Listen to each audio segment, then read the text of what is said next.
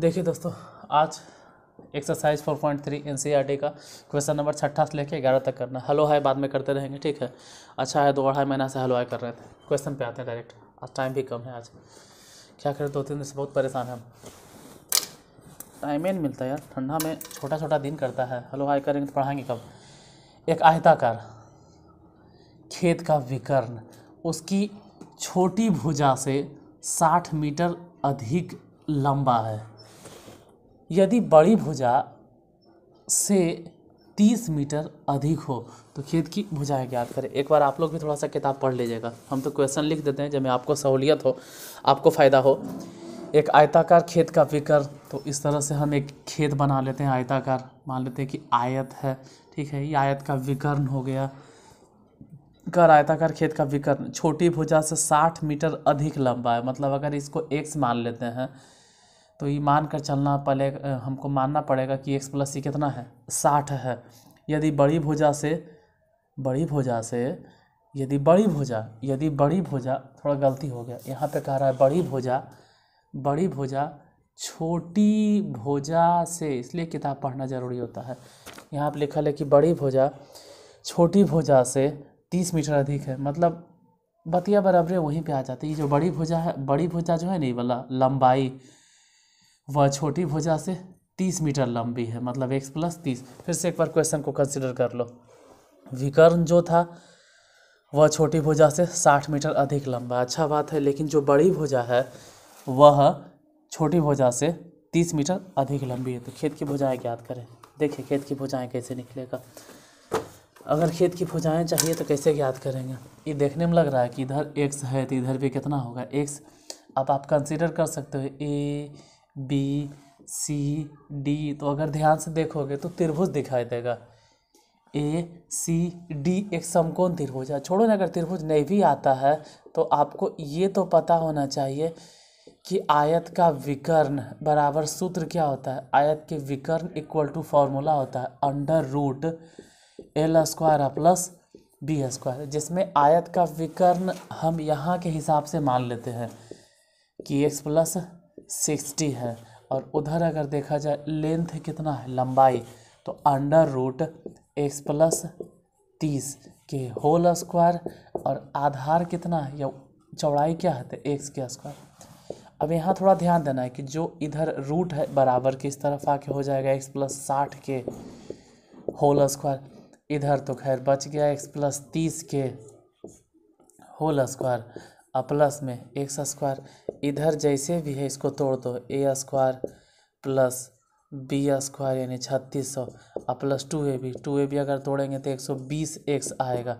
इधर तोड़ना x square plus 90 और 30 दूनी 60x हो गया प्लस एक्स स्क्वायर। हालांकि एक्स स्क्वायर इधर भी है, एक्स स्क्वायर इधर भी है, कट गया या समझो घट गया, इधर बच गया एक्स स्क्वायर। फिर क्या ध्यान देना है कि यहाँ 60x है और यहाँ 120x है। इसको जब उधर ले जाओगे तो 60 में से 120 घटवे नहीं करेगा, मतलब डायरेक्ट लिख देते हैं ना कि माइनस में 60x। फिर इधर पहले से 90 है और 3600 इधर आके माइनस में हो जाएगा। जैसे 3600 इधर आके घटेगा तो ये भी माइनसे में होगा, यानी कितना बचेगा, तो कह सकते हैं कि 3510 इक्वल टू 0। कहीं भी 0 लिखो नहीं। अब इसी को हल करना है, तो इसको हल करने के लिए या तो सूत्र का प्रयोग कीजिए या तो गुणनखंड का यूज कीजिए। जो नियम है गुणनखंड से, तो गुणनखंड से तोड़ेंगे तो ऐसा से तोड़ना है कि घटा कर 60 आ जाए। क्योंकि जाहिर सी बात है जब 3600 उधर जाएगा तो 90 में से 3600 घटेगा 3510। अब 3510 को तोड़ना कैसे तोड़े भाई, यहाँ तोड़ देते हैं। देखिए इस जगह पे तोड़ रहे हैं, यहाँ पर 3590 को, क्योंकि ऐसा से तोड़ना है कि घटा के 60 आ जाए। माइनस प्लस तो बाद की बात है, पहले घटा कर आ जाए।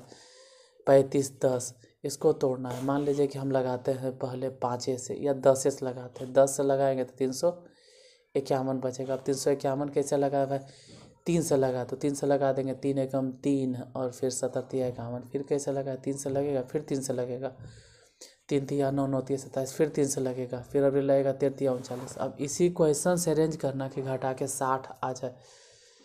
कैसे आएगा जो घटा के 60 आ जाए, तो 10 को भी तोड़ना होगा। 10 को भी तोड़ दीजिए, 5 गुने में 2, तो अब मिल गया 5 और 2 3 3 3 13, यही अरेंज करना।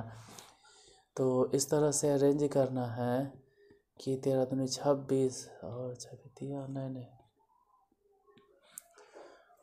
कैसे अरेंज करें कि घटा कर, यही तो मेन सोचना होता है। ठीक है, कभी कभी ऐसा नहीं तो सूत्र के यूज करके बना सकते हैं। इसलिए कहा जाता है जब नहीं पढ़ने का मन हो तो नहीं पढ़ो। इस जगह देखो गलती हो गया, हम सबको सिखाते हैं और ख़ुद वही गलती करते हैं। ठीक है, लेकिन क्या करें, सिखाते हैं आपको है कि नहीं पढ़ने का मन हो तो मत पढ़ो, लेकिन मेरा नहीं मन होगा पढ़ाने का तो क्या करें, नहीं पढ़ाएंगे आपको तो गलत में है। आपका एग्ज़ाम सर पे है, मेरा मन एकदम नहीं रहता पढ़ाने का, तो इसका ये मतलब नहीं कि हम आपको नहीं पढ़ाएंगे। गलती होता है तो होने देते हैं, अपसेट दिमाग है तो अपसेट रहने देते हैं, पढ़ाना भी तो ज़रूरी है। यहाँ पर गलती हो गया था, जैसे ये देखो सही लिखे थे x² प्लस 3600 प्लस 120, यहाँ गलती नहीं था। इधर x² प्लस 30 के स्क्वायर, ये सब क्या है, मतलब एक तरह के पागलपंथी हमको सवार हो रहा है। 30 के स्क्वायर 90 कैसे लिखे थे, 900 नहीं होता, और 30 दूनी 60x, तो मेरे कहते पागलपंथी सवार होना। x² जल्दीबाजी में हो रहा है यार, फिलहाल कभी कभी गलती होता है, थोड़ा थोड़ा गलती को इग्नोर कीजिएगा और हमको माफ़ कीजिएगा। यहाँ कैंसिल, तभी वो नहीं टूट रहा था। x² अब है कि 60 में से ही घटेगा तो माइनस में 60x, और अगर 3600 घट जाता है तो माइनस में हो जाएगा 2700। अब इसको तोड़ो, अब तो आसानी से टूट जाएगा। 2700 के ऐसा से तोड़ना है कि घटा के 60 आ जाए, वो भी माइनस में, तो साफ साफ नज़र आ रहा है कि 30x में से 90x घटा दीजिए ना, 30 में से 90 घटाइएगा माइनस 60 आ जाए करेगा, गुना करेंगे तो इतना हो जाएगा 2700 इक्वल टू 0। दोनों में से कॉमन ले लो, x अगर कॉमन लेंगे तो x प्लस 30 हो गया, माइनस 90 कॉमन ले लो तो बचा x और प्लस यहाँ से 30। अब दोनों में से x प्लस 30 कॉमन ले लीजिए तो x माइनस 90 हो जाएगा इक्वल टू 0। इधर चाहे उधर कहीं भी लिखे तो x बराबर हो जाएगा एक बार तो माइनस 30, जो कि नॉट पॉसिबल। कोई भी लंबाई या चौड़ाई माइनस में कैसे हो सकता है, ये संभव ही नहीं है। तो x इक्वल टू कितना बचेगा, जो माइनस 90 है उधर जाके प्लस 90, यानी x बराबर प्लस 90 होगा। अगर निकालना है खेत की भुजाएं तो एक को तो हो गया 90 मीटर चौड़ाई, अगर ये देखा जाए तो 90 प्लस 30 120 हो जाएगा, 90 प्लस 60 150 मीटर हो जाएगा। यही तो पूछ रहा था, 90 120 और 150। नेक्स्ट क्वेश्चन देखते हैं। ठीक है, इसको उतार लीजिए। 7वां नंबर क्वेश्चन देखिए, इसमें दिया गया है ठीक है कि दो संख्याओं के वर्गों का अंतर 180 है, तो दोनों संख्याएं ज्ञात करना। हम मान लेते हैं, माना दो संख्याओं का अंतर 180 है। ठीक है, दो संख्याओं का अंतर 180 है, छोटी संख्या का वर्ग बड़ी संख्या का 8 गुना है। तो मान लेते हैं कि छोटी संख्या कुछ भी, माना छोटी संख्या x मान लेते हैं, और जो उसमें बड़ी संख्या है उस बड़ी संख्या को हम मान लेते हैं y। जबकि प्रश्न से अगर देखा जाए, मतलब इसी में दिया गया, अगर प्रश्न के हिसाब से अगर आप देखते हैं तो प्रश्न में कह रहा है कि छोटी संख्या का वर्ग यानी x², छोटी संख्या का वर्ग बड़ी संख्या के बराबर नहीं है, बल्कि बड़ी संख्या के 8 गुने के बराबर है। तो बड़ी संख्या में 8 गुना कर दे, यहाँ तक ठीक है। फिर एक चीज़ और दे रहा था क्वेश्चन में ही कि उनके वर्गों का अंतर, प्रश्न से एक बात और दिए हुए था, या कहो पुनः प्रश्न से क्वेश्चन में दिया हुआ था कि दोनों संख्याओं के वर्गों का अंतर, मतलब पहली संख्या x और फिर y है, हालांकि बड़ी कौन है, y, तो y² को पहले लिखना है और छोटी को बाद में लिखना है। बड़ी संख्या में से छोटी संख्या घटा दे तो अंतर कितना, 180। y² को y² रहने दो, लेकिन जहाँ x² है उसके जगह पे बैठा दो 8y बराबर कितना, 180। इसको ऐसे लिखो, y² माइनस 8y 180, इधर आके माइनस में 180 बराबर में 0। अभी हो गया y², यहाँ 1 है वहाँ 180 है, ऐसा से 180 को तोड़ना कि घटा के माइनस 8 आ जाए, तो हो जाएगा प्लस में 10y और माइनस में 18y माइनस 180। ये गुणनखंड अगर नहीं आता है तो दूसरे चैनल पे जाके आप सर्च कर लीजिए, मेरा ही एक चैनल है अक्षय मैथ क्लासेस नारदीगंज 09, उस पर जाके विजिट करो, अक्षय मैथ क्लासेस। कम से कम इतना भी डालोगे ना यार, AMC नारदीगंज 09, तो आपको मिल जाएगा। फिलहाल इन दोनों में से y कॉमन लो तो y प्लस 10 बच गया, और एजा से माइनस 18 कॉमन लो तो y प्लस 10 बच गया। अब दोनों में से y प्लस 10 कॉमन ले लिए तो यहाँ से बच गया y और माइनस 18 बराबर 0। एक बार तो y बराबर माइनस 10 और एक बार y बराबर 18 एक मिनट थोड़ा सा रुकिएगा, फ़ोन आ रहा है। देखिए वो किसी का फ़ोन आ गया था। y बराबर माइनस 10 y बराबर 18, तो ये तो खैर नॉट पॉसिबल, ऐसा तो हो नहीं सकता, ऐसा होगा ही नहीं। क्यों? ये दो संख्याओं के वर्गों का अंतर, हाँ हो भी सकता है माइनस, कोई भारी बात नहीं है, हो सकता है माइनस में, क्योंकि दो संख्याओं के वर्गों का अंतर 180। यहाँ पे कहीं धनात्मक संख्या वाली बात नहीं किया गया, तो हो सकता है, कोई भारी बात नहीं है, नॉट पॉसिबल नहीं बोलेंगे। कहीं धन संख्या की बात नहीं की गई तो y बराबर हो सकता है, लेकिन सिर्फ इतने पे नहीं रुकना है। अगर y बराबर 18 है तो इधर रखना है y बराबर 18 को, यहाँ y बराबर 18 को रखना है, और x बराबर सोचना है कि x क्या आएगा, कहीं भी रखना होगा। y बराबर निकल गया तो x बराबर कितना होगा, जैसे यहीं पे रख देते हैं ना, इसी जगह पे देखो, यहीं पे देखो 8 और गुने 18 तो 8 44, यानी x बराबर कितना हो जाएगा 12। लेकिन अगर y बराबर माइनस 10 रखें तो x बराबर क्या होगा, वो भी देख लेते हैं। x बराबर कितना होगा, y बराबर माइनस 10 रखें, रख दो माइनस 10 तो 8 दहें 80, हो गया नॉट पॉसिबल। क्यों? क्योंकि x बराबर हो जाएगा अंडर रूट माइनस 10, इसीलिए ये वाला वैल्यू होगा नॉट पॉसिबल। इस वजह से नहीं बोल रहे हैं, इसके वजह से बोलना पड़ रहा है, क्योंकि x जो भी आ गया है रूट अंडर में माइनस वाला वैल्यू, तो y बराबर 18 और x बराबर 12, यही तो पूछ रहा था। दोनों संख्याएं बताई, तो लास्ट में लिख दीजिएगा कि अतः, क्योंकि साफ साफ लिखिएगा तभी ना, अतः दोनों संख्याएं, एगो 12 हो गया दूसरा 18 हो गया। क्वेश्चन नंबर 7 हो गया। 8वां नंबर क्वेश्चन देखते हैं, इसको उतार लीजिए। क्वेश्चन नंबर 8वां, 8 में दिया गया है, एक रेलगाड़ी एक समान चाल से 360 किलोमीटर की दूरी तय करती है। ठीक है, दूरी मालूम है। यदि यह चाल 5 किलोमीटर प्रति घंटा अधिक होती तो वह उसी यात्रा में 1 घंटा कम समय लेती। रेलगाड़ी की चाल ज्ञात करें। तो जो ज्ञात करना है उसी को पहले मान लेंगे। मान लेते हैं रेलगाड़ी की चाल, माना रेलगाड़ी की चाल, ये रेलगाड़ी की चाल मान लेते हैं। रेलगाड़ी की चाल मान लेते हैं 1 किलोमीटर प्रति घंटा। दूरी कितना तय करना है, वो फिक्स है कि दूरी कितना दिया गया, 360 किलोमीटर दूरी मालूम है कि 360 किलोमीटर। अब अगर दूरी 360 किलोमीटर है तो समय कितना निकल जाएगा। समय क्या होता है, समय इक्वल टू हम लोग जानते हैं दूरी और बटा चाल। तो दूरी तो खैर मालूम है कि 360 किलोमीटर ही तय करना है। चाल कितना है x, यानी इतना घंटा लगेगा। चलो ये सब चीज़ जो भी मानना था निकालना था हम मान लिए। अब कह रहा है कि यदि, प्रश्न के हिसाब से अगर देखा जाए, कह रहा है यदि यह चाल 5 किलोमीटर प्रति घंटा अधिक होती, कह रहा है कि यदि अपने चाल को बढ़ा दे, जैसे चाल क्या माने थे 1 किलोमीटर प्रति घंटा, ये चाल 1 किलोमीटर प्रति घंटा नहीं रहे, इसमें 5 जोड़ दो, x प्लस 5 किलोमीटर प्रति घंटा कर दे, तो दूरी भी वही है, दूरी अभी वही है 360 किलोमीटर ही। लेकिन अब जो लगेगा समय वो बताए कि अब समय क्या लगेगा। तो समय बराबर दूरी और बटा चाल, यानी दूरी हो गया 360 और बटा चाल क्या था x प्लस 5, तो इतना आवर लगेगा।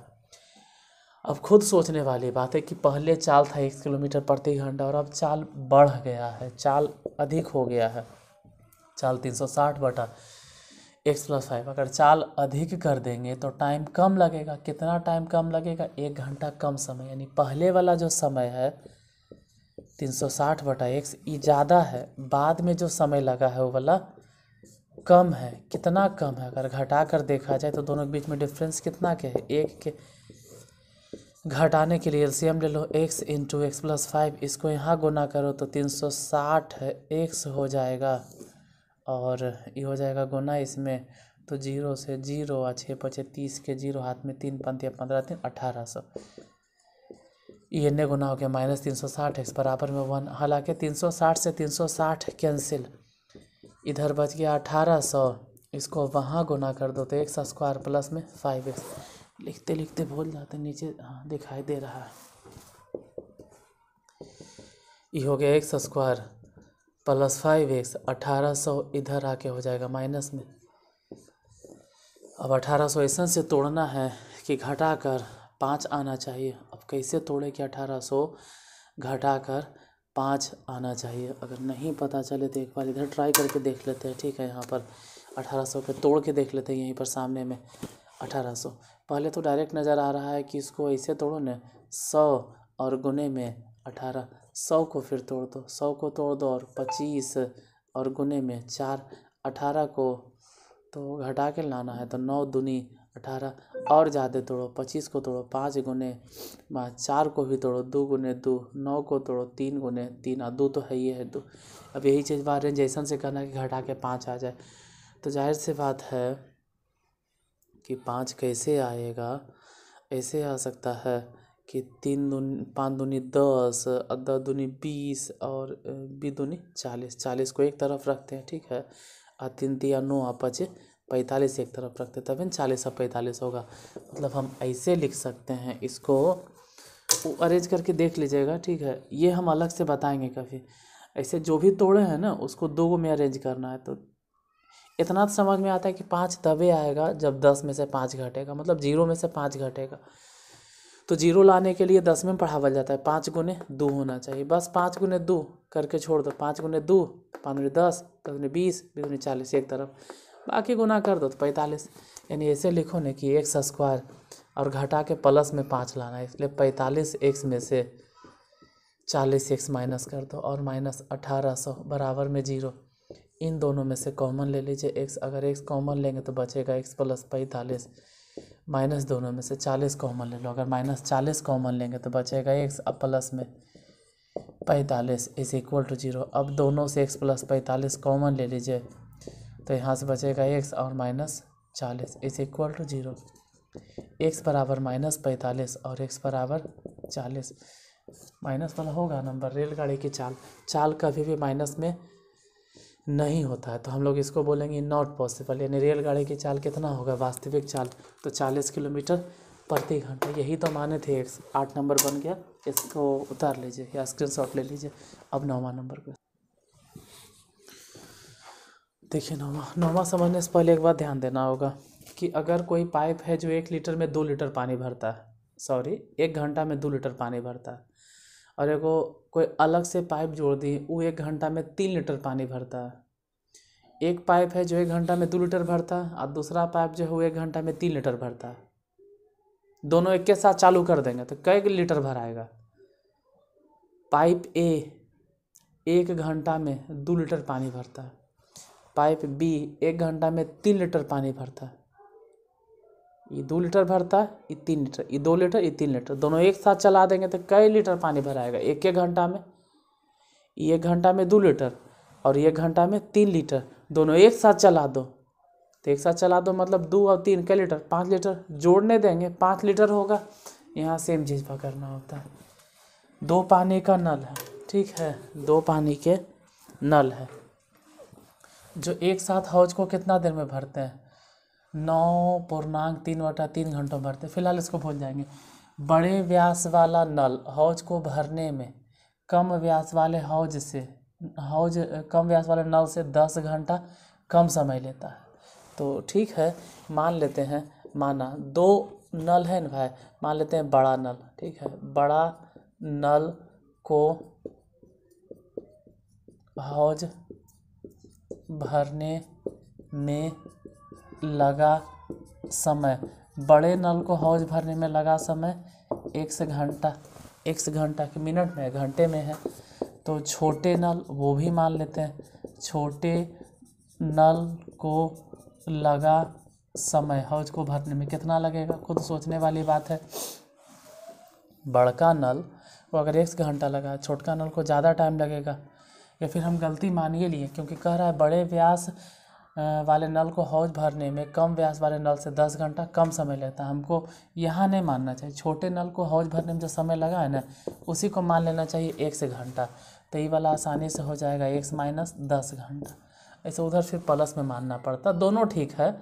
अगर इसको x मान रहे हैं तो उसको x + 10 मानो, क्योंकि छोटका के ज़्यादा टाइम लगेगा, और अगर वही x मान रहे हैं तो इसको x - 10 मानो। जिस हिसाब से क्वेश्चन था उसके हिसाब से हम मान लिए। अब ये मानते हैं कि बड़ा नल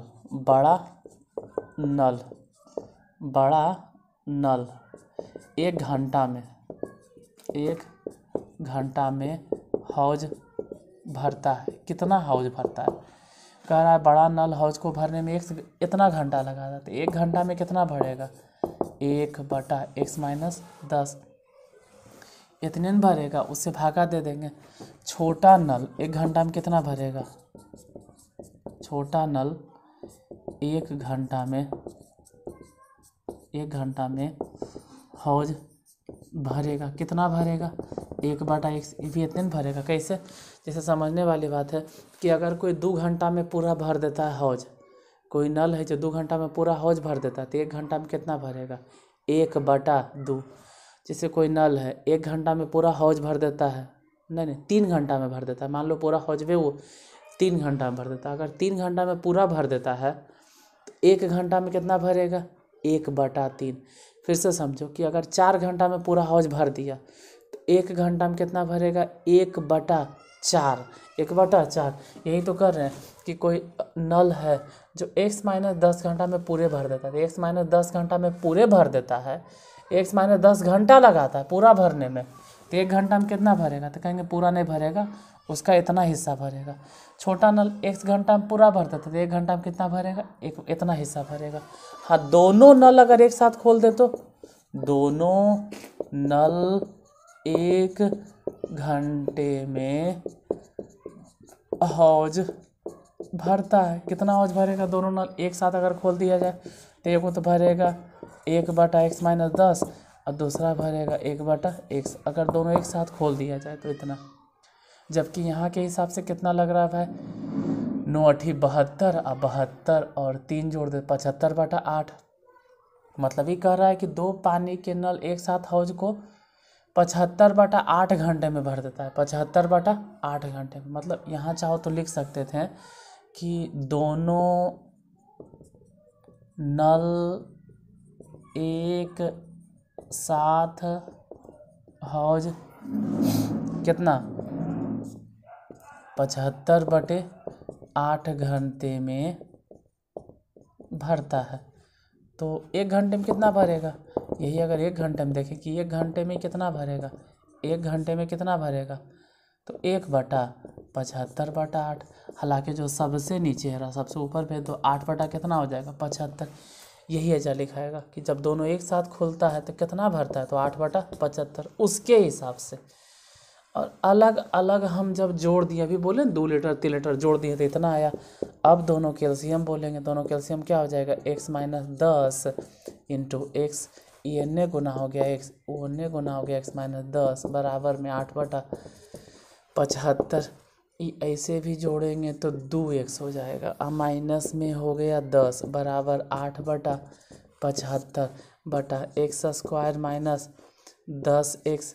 तिरछा तिरछे गुना उना करके काटना है तो काटो। ऐसे ही बचेगा x - 5, तो इधर बचेगा 4, 2 2 2 कॉमन लेके काट दिए, हो गया x² - 10x बटा में 75। फिर इधर गुना कर देते हैं, हो गया 75x माइनस में 75 को 5 से गुना कर दो, 5 × 5 = 25 और 7 × 5 = 35 और 2 = 37, 375। इसको वहाँ गुना कर दो तो हो जाएगा 4x² और माइनस में 10 × 40x, ये 4x² हो जाएगा माइनस 40x है, 75 घटा दो तो माइनस में 115x हो जाएगा, माइनस 115 है। ठीक है, माइनस 115 है। ई जाके ने हो गया 375। इधर नहीं कुछ तो कितना बच गया? 0। ये गुणनखंड तोड़ना बड़ी मुश्किल है, इसका गुणनखंड अब तोड़ना पड़ेगा। ठीक है, 4 है, सन से तोड़ो। अभी गुणनखंडे तो मेन आफत लगता है। चलिए इसको उतार लीजिए। ठीक है, इतना मिटाते हैं, गुणनखंड ही तो मेन चाहिए। इसको उतारिए, फिर गुणनखंड बताते हैं अलग से हम। देखिए ये वाला इन्हें बनाना है 4x² माइनस में 115x और प्लस में 375 बराबर 0। ये दोनों गुना करोगे ना, तो गुना क्यों करना है, दोनों गुना करके जितना आता है सबको तोड़ना। हम यहाँ पहले तोड़ दिए हैं, जैसे 4 को तोड़ दिए, 2 दूनी 4, 375 को तोड़ दिए, 5 पचे 25, 25 पचे 25, या 3 से गुना किए 375।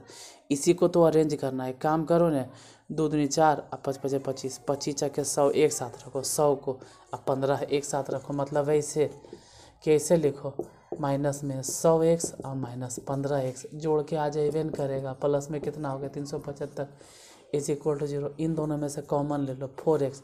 अगर 4x कॉमन लेंगे तो x बचेगा, माइनस में जब बच जाएगा 25। अब जो इधर बचा है तो हम गारंटी है कि उधर भी वही बचेगा, x माइनस 25 इक्वल टू 0। नहीं बचेगा तो गलत हो गया, नहीं बचेगा तो और क्या, बचना वही चाहिए, माइनस में 15।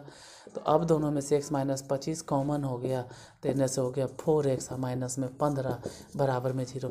x इक्वल टू एक बार 25 आ जाएगा और x इक्वल टू एक बार 15/4 आ जाएगा। क्या बटा वाला आंसर हो सकता है? देखो तो 2 पानी के नल एक साथ हौज को भर सकते हैं। हाँ हो सकता है, क्योंकि बटा वाला भी हो सकता है। ऐसे x इक्वल टू अगर 25 मानते हैं, अगर ए को मानते हैं कि 25 घंटा लग रहा है, ठीक है, ए को अगर 25 घंटा लग रहा है तो बड़े वाले को कितना लगेगा, 15 घंटा। मतलब 15 घंटा लगेगा बड़ा हौज को और 25 घंटा लगेगा, हौज बोल रहे हैं, बड़े वाले पाइप को 15 घंटा और छोटे वाले पाइप को लगेगा 25 घंटा। ठीक है, अच्छा टाइम लग जाता है बताने में, धीरे धीरे समझाने में। अब 10 और 11 बज गया है, 10 और 11 लैंग्वेज प्रॉब्लम है। एक एक्सरसाइज और बच रहा है। ठीक है, ठीक है, तो 10 से 11 फिर आपको कल मिल जाएगा, या इस वीडियो के तुरंत बाद मिल जाएगा, इसके बाद तुरंत मिल जाएगा या फिर कल नहीं मिलेगा। देखिए धीरे धीरे बनाना है, ज़्यादा स्पीड में कोई ज़रूर नहीं। मैथ कमांड करना भी तो है, सिर्फ ख़त्म नहीं करना। ठीक है, तो वीडियो अगर पसंद आए तो जाते जाते वीडियो को लाइक कर दीजिएगा और शेयर कर दीजिएगा। बाकी फिर कल मिलते हैं। आज के लिए धन्यवाद।